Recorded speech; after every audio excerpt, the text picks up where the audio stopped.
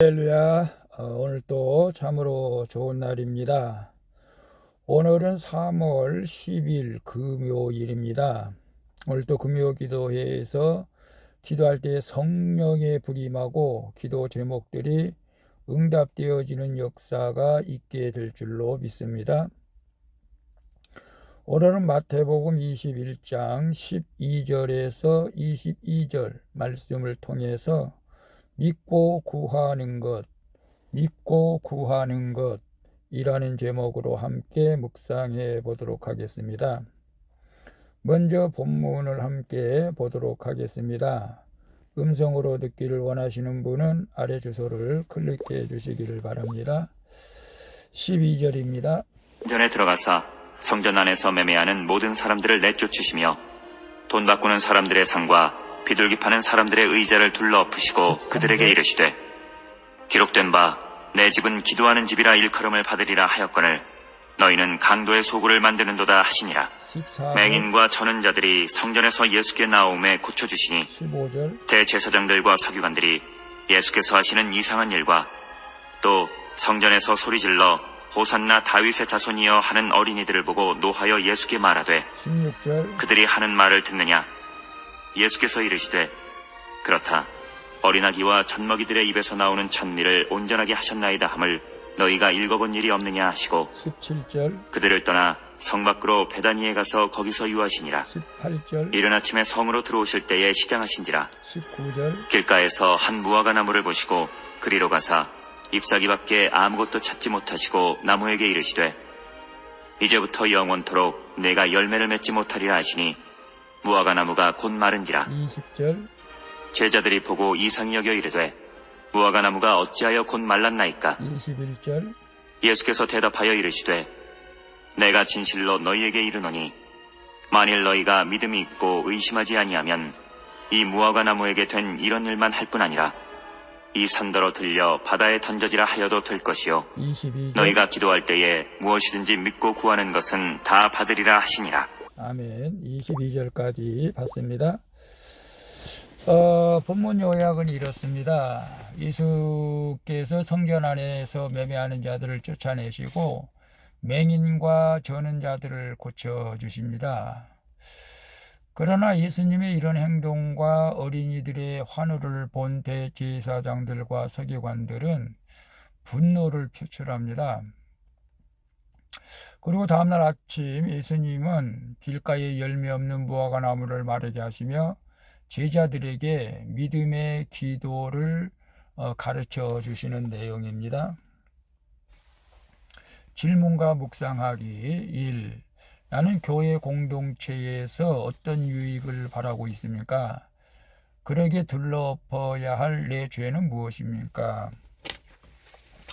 12절에 보게 되면 예수께서 성전에 들어가사 성전 안에서 매매하는 모든 사람들을 내쫓으시며 돈 바꾸는 사람들의 상과 비둘기 파는 사람들의 의자를 둘러부시고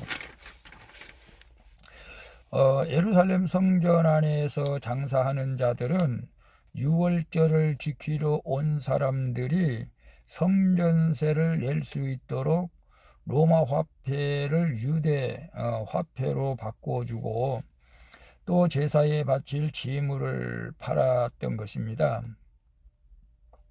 그러나 그들은 실상 종교 지도자들과 결탁하여서 폭리를 취하고 있었던 것이죠.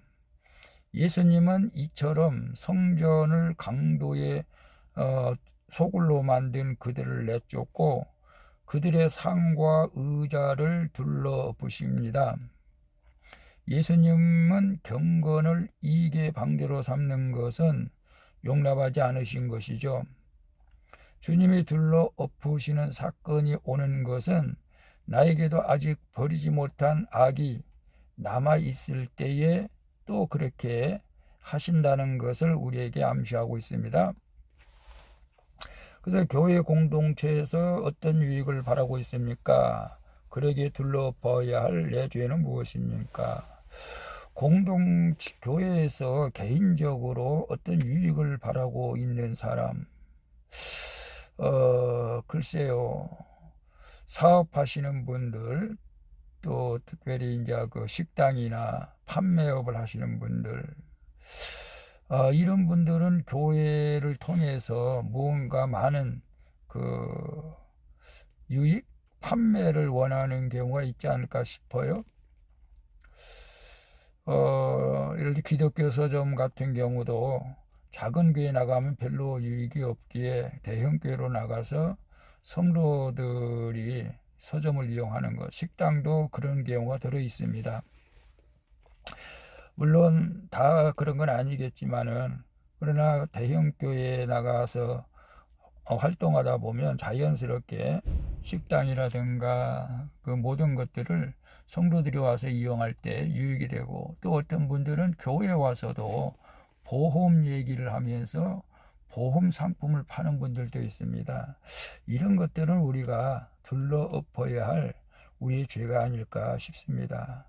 교회에서는 말 그대로 우리가 예수 그리스도를 믿고 그것과는 전혀 상관없이 우리는 경건 생활, 예수님의 말씀대로 순종하며 사는 그런 삶을 살아야 될 줄로 믿습니다. 물론 성도들끼리 또 성도들 가게를 이용하는 것이야 당연하겠지만, 그러나 그것을 바라고 내 유익을 생각한다면 그것들은 우리가 둘러엎어야 할 우리의 죄라고 저는 생각을 해봅니다.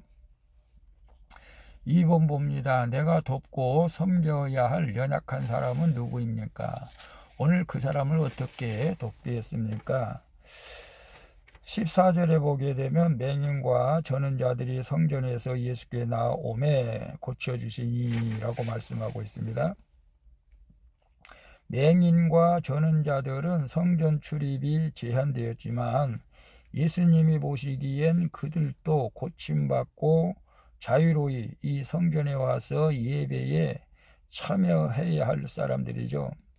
그런데 맹인과 저는 자들을 예수께서 고쳐주시는 이상한 일을 보고 도리어 대제사장들과 서기관들이 분노하며 왜 고쳐주냐고 항의를 합니다. 종교 지도자들의 눈에는 구원받아야 할 연약한 사람들이 보이지 않기 때문이죠. 자기 죄를 보고 둘러엎은 사람이라야 연약함을 가진 이들이 보이고 그들에게도 진정한 도움과 위로를 줄 수 있게 될 줄로 믿습니다. 그래서 내가 돕고 섬겨야 할 연약한 사람은 누구입니까? 오늘 주님께서도 연약한 맹인, 저는 자, 다시 말하면 장애자, 아픈 사람들, 지체 장애자, 오늘 저희 교회에서는 이제 그분들이 다른 교회로 옮겨갔기 때문에 어떻게 섬길 수는 없지만, 어쨌거나 믿음이 연약한 사람들도 섬겨야 되겠죠. 그래서 우리 공동체에서는 홀로 사신 그 할아버지 집을 방문해서 청소도 해주고 그렇게 하고 있습니다. 오늘 우리 나보다 더 연약한 사람들을 그들의 불쌍히 여기는 마음이 있었으면 좋겠습니다. 예수님처럼.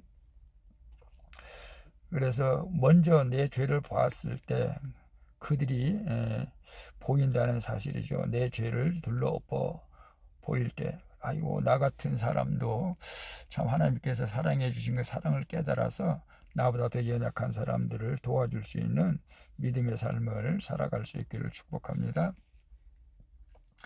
3번 봅니다. 나는 어떤 잎사귀로 무성합니까? 나에게 다른 사람의 영적 허기를 채워줄 어떤 열매가 있습니까? 19절 볼까요? 19절에 보게 되면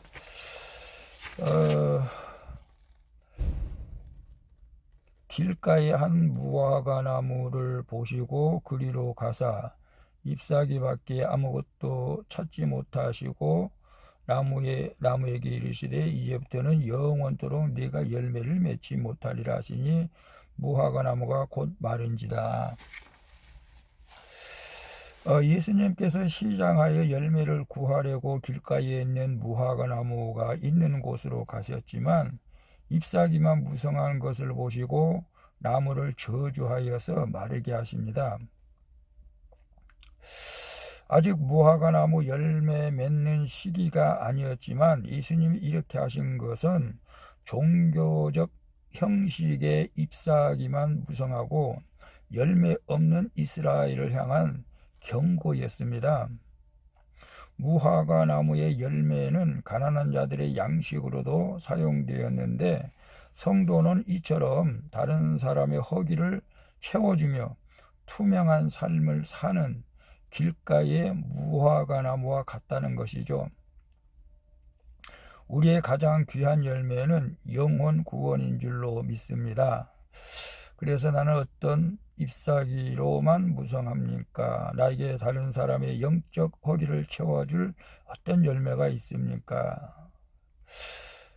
교회 다니면서 교회 안에서 그 허황된 생각, 나 자신만은 나타내려고 하는 교만, 신앙과 전혀 상관없이 그런 마음들이 있다면 잎만 무성한 무화과 나무와 같죠. 그런 사람은 우리가 예수님 앞에서 어떤 면에서는 무화과 나무가 저주를 받은 것처럼 저주받는 그런 인생이 될 수도 있다는 것이죠. 그래서 우리는 그 외식적인 것, 이렇게 자기만을 나타내려고 하는 것, 실상은 믿음이 없으면서 이런 것들은 우리가 지양해야게 되겠죠. 그래서 사람들이 영적 허기를 채워줄 어떤 열매가 있습니까? 가장 귀한 열매는 영혼 구원이라고 말씀했죠. 영혼 구원. 우리 언제 어디서든지 주님을 만나게 하고 주님을 소개한다면은 이거야말로 가장 큰 영적 허기를 채워줄 열매가 될 줄로 믿습니다. 그래서 어디에서나 항상 우리는 그 복음의 신발을 신고 다녀야 될 줄로 믿습니다. 그리고 나서 또 말씀과 기도로 또 사랑으로 섬길 때 우리는 그 입만 무성한 것이 아니라 정말로 가난한 사람들의 양식으로 사용되는 이 무화과 나무 열매가 되어서 많은 사람을 살리는 그런 인생이 되어지기를 축복합니다. 기도하겠습니다. 주님, 깨닫지 못하는 저를 둘러보시는 사건을 주셔서 구원에 이르게 하시니 감사드립니다. 이제는 먼저 내 죄를 둘러엎고 가족과 공동체의 연약함을 치유하는 자가 되게 하여 주시옵소서. 그리고 다른 사람을 살리는 열매 맺는 인생이 되어서 하나님을 신뢰하며 응답받는 기도를 하게 하여 주시옵소서. 저의 어려울 때 힘이 되시고 능력이 되시는 예수 그리스도의 이름으로 기도합니다. 아멘. 우리 찬송가 543장 어려운 일 당할 때 함께 찬양 부르고 마치도록 하겠습니다. 오늘도 수고하셨습니다. 샬롬.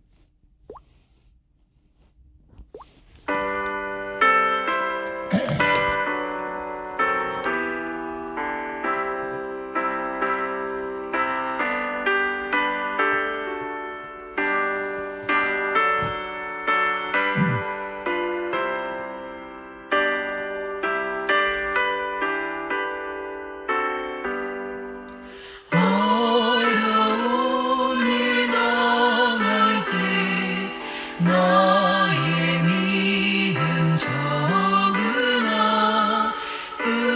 의지하는 내 주를 더욱 의지합니다. 세월 지나갈수록 의지할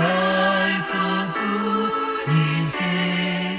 무슨 일을 당해도 예수 의지합니다. 성령께서 내 마음 밝히 비춰주시니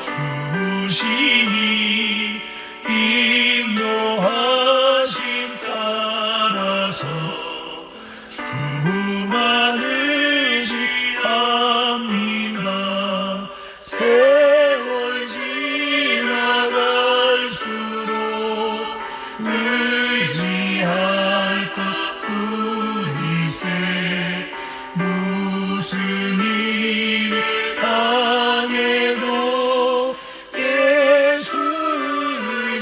합니다.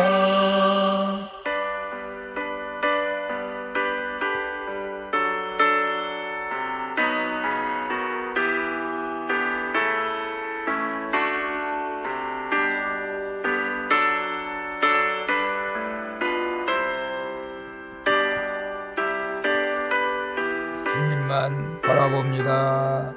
밝을 때의 노래와 어두울 때의 기도로 위태할 때 도움을 주께